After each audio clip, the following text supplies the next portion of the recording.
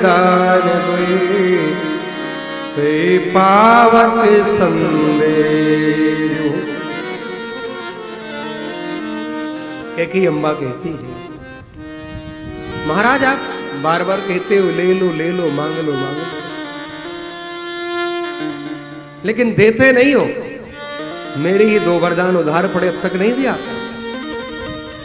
मां कैकेयी के 2 वरदान कब मिले थे? कब कहा था दशरथ जी ने? जब देवासुर संग्राम हुआ और कैकेयी जी बोले हम साथ में चलेंगे।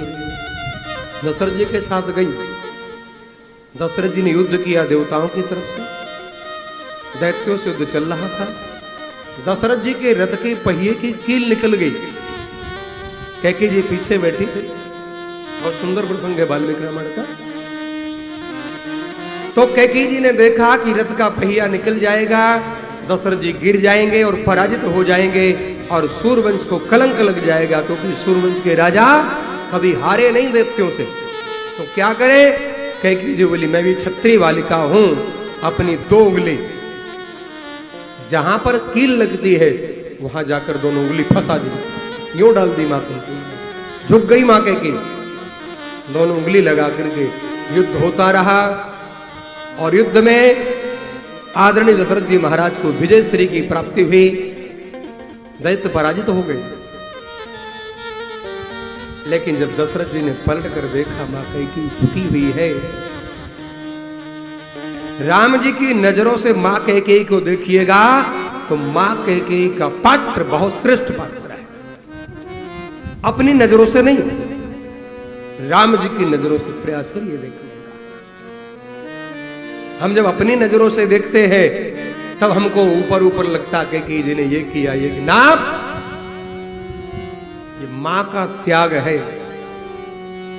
आज दशरथ जी ने पलट कर देखा, मां झुकी हुई है, उंगली लगा रखी है, रक्त की धार निकल रही है। दशरथ जी दौड़ कर गए, उंगली निकाली, तो पीतांबर से बांधी और कहा देवी आज तुमने केवल मेरे प्राण नहीं बचाए, आज तुमने सूर्यवंश की लाज भी बचाई है, आज तुमने सूर्यवंश की आबरू की रक्षा भी की है। इसलिए अब मैं तुम्हें 2 वरदान देना चाहता हूं। कैकेयी अम्बा बोली राजन मैं समय आने पर वरदान ले लूंगी, अभी आप रख ले। वही कैकेयी जी कह रही है कि मेरे 2 वरदान पड़े उधार, वही दे दें आप। दशरथ जी बोले वाह क्या सुंदर बात है, आप इसलिए नाराज हैं क्या? आप क्रोध को छोड़ें। रघुकुल रीत सदा चले आई। दशरथ जी ने कहा प्राण जाए, क्या जाए? प्राण, पर वचन न जाए।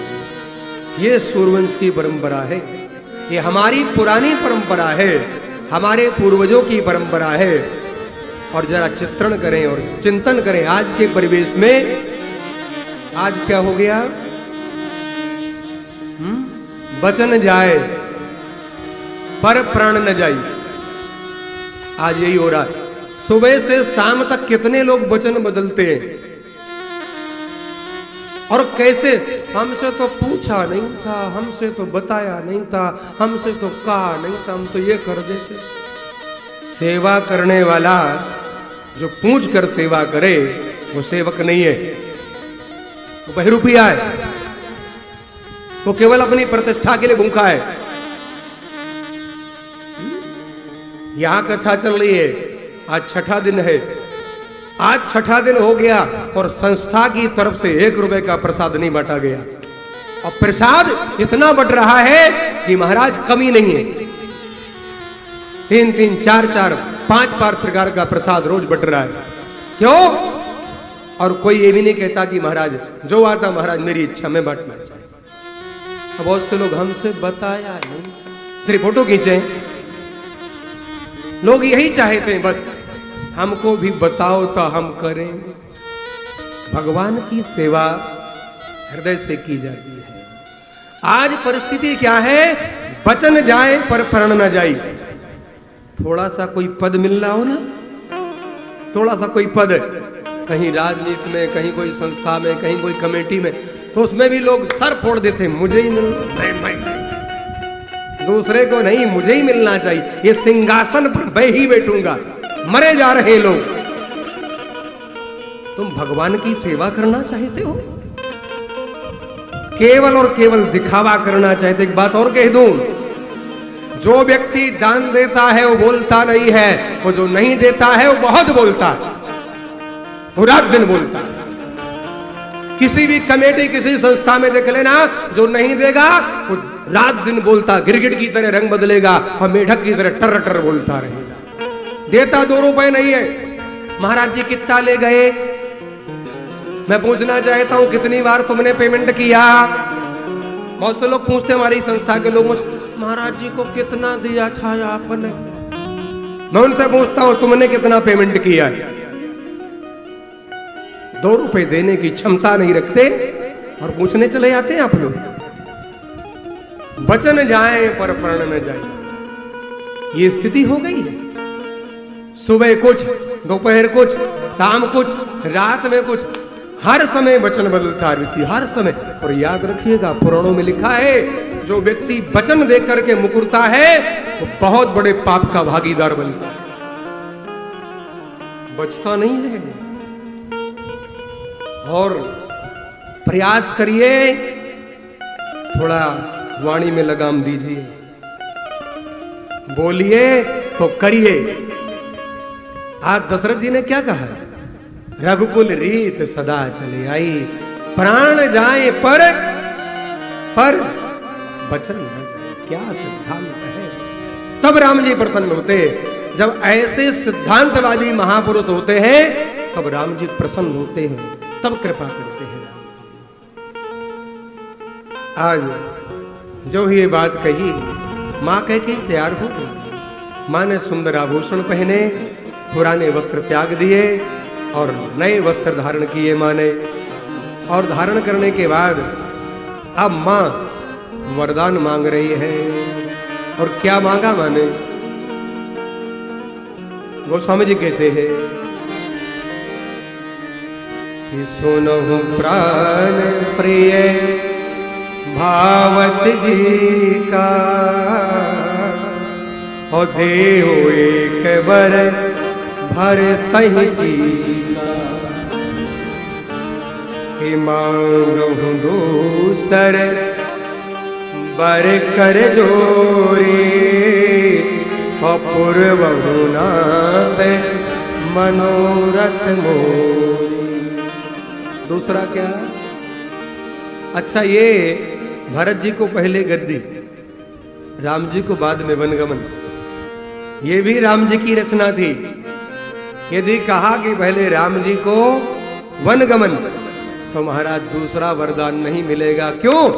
दशरथ जी मूर्छित हो जाएंगे, तो दूसरा वरदान मिलेगा ही नहीं। इसलिए पहले भैया भरत को गद्दी, क्योंकि राम जी चाहते हैं भैया भरत अवध के राजा बने। देहो एक बर भर तहि टीका। और दूसरे वरदान में दोनों हाथ जोड़कर कहती मां, पूर्वहु नाथ मनोरथ मोरे। मेरा मनोरथ सिद्ध कर दो, आप सफल कर दो मेरे मनोरथ को। क्या? कि तापस वेश विशेष उदासी, और 14 बरस राम बनवासी। दूसरा वरदान क्या मांगा माने? राम जी को 14 वर्ष के लिए वन में भेज दिया जाए। जो सत्ता देने का विचार है, इसे अभी पोस्टपोन्ड किया जाए। और भाव क्या है? तापस वेश विशेष उदासी, तपस्वी का भेष बनाकर के जाए। और एक भाव इसका ये भी है, तापस वेश वि शेष, वि उपसर्ग है, तो शेष विशेष उदासी और वन में जाएं, उदासीन व्रत लेकर के जाए। राम जी के 14 वर्ष के वनगमन की यात्रा देखिएगा। और आज हमारे बड़े बड़े महात्माओं में होड़ लगी है।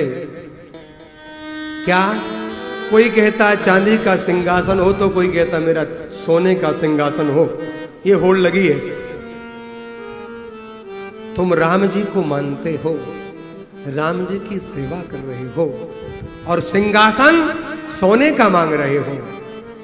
विचार करिए जरा। राम जी ने वलकल वस्त्र पहने, तुम्हें इंपोर्टेड गाड़ी चाहिए, तुम्हें बंगला चाहिए, और तुम्हें वायु श्रेणी की सुरक्षा चाहिए, तब तुम बोल पा रहे हो।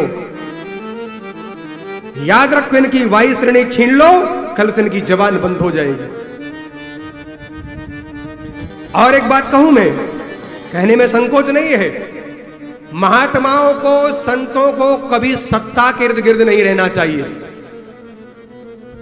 नोट करो, सत्ता किसी की भी हो, राजा कोई भी हो, शासक कोई भी हो, उसे मार्गदर्शन कराते रहिए, वो कितना भी श्रेष्ठ क्यों ना हो। क्योंकि राजा को यदि मार्गदर्शन आप नहीं कराएंगे, उनकी चापलूसी करेंगे, तो राजा बिगड़ भी सकता, कोई बड़ी बात नहीं। आजकल के महात्मा चापलूसी बहुत कर रहे हैं, ज्यादा करेंगे तो बड़े पुरस्कार मिलेंगे।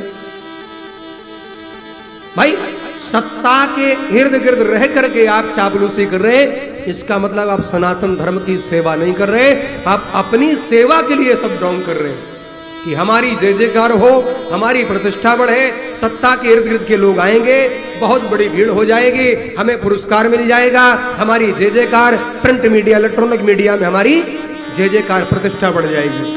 और यही हो रहा है।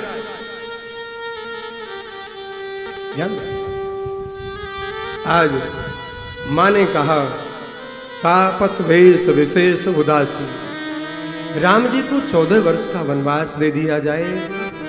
यह सुनकर के दशरथ जी महाराज स्तब्ध हो गए। दशरथ जी ने कहा, आप क्या हमसे कोई हास परिहास कर रही है? आप राम जी को वन में भेजना चाहते? तो आज कैकेयी अम्बा बोली, हम हास परिहास नहीं कर रहे हैं। दशरथ जी ने कहा, भरत की रावण पूतना हुई। आज कैकेयी अम्बा कहती, क्या भरत मेरा पुत्र नहीं है? क्या तुमने मेरे साथ विवाह नहीं किया? क्या तुम मुझे खरीद कर लाए हो? सत्य सराह कहूं बर देना, और जाने ले है माग चवेना। कैकेयी जी तर्क दे रही है, और दशरथ जी कहते हैं कि मोरे भरत राम दुई आँखी, और सत्य कहूं कर शंकर साकी। मैं भगवान शंकर की प्रतिज्ञा सौगंध खाकर ये बात कह रहा हूं। मेरे 2 नेत्र हैं, एक राम रूपी और एक भैया भरत रूपी। आपसे निवेदन करूं, दशरथ जी कह रहे हैं, आप क्रोध को परित्याग कर दे, अभी मैं भरत जी को बुलाकर युवराज पद दे देता हूं। कैकेयी जी नहीं मानी। अंत में तो दशरथ जी ने यहां तक कह दिया कि गए पद विनय कीन बैठारे, और जन दिन कर कुल होश कुठारी। यदि आप कहो तो मैं अपनी गर्दन भी आपको दे सकता हूं। जब कैकेयी जी नहीं मानी, तब दशरथ जी ने एक बात की, आज के बाद हमारा आपका रिश्ता समाप्त। कौन सा? पति और पत्नी का रिश्ता समाप्त। समुद्र मंथन से जहर की बूंद निकली, और पहला जहर यही निकला कि कैकेयी अम्बा से दशरथ जी ने अधिकार छीन लिया, पत्नी का रिश्ता तोड़ दिया। विचार करिए, आज के बाद हमारा आपका संबंध समाप्त, पति और पत्नी का रिश्ता समाप्त हो। कैकेयी जी मौन हो गई, कुछ बोली नहीं। दशरथ जी मूर्छित होकर गिर गए। सुबह होते ही, भोर होते ही सुमंत्र जी आए। देखा दशरथ जी महाराज आज उठे नहीं है। महाराज कैकेयी जी से पूछा क्या हुआ, अभी तक राजन उठे नहीं। बोले एक काम करो, अब राम जी को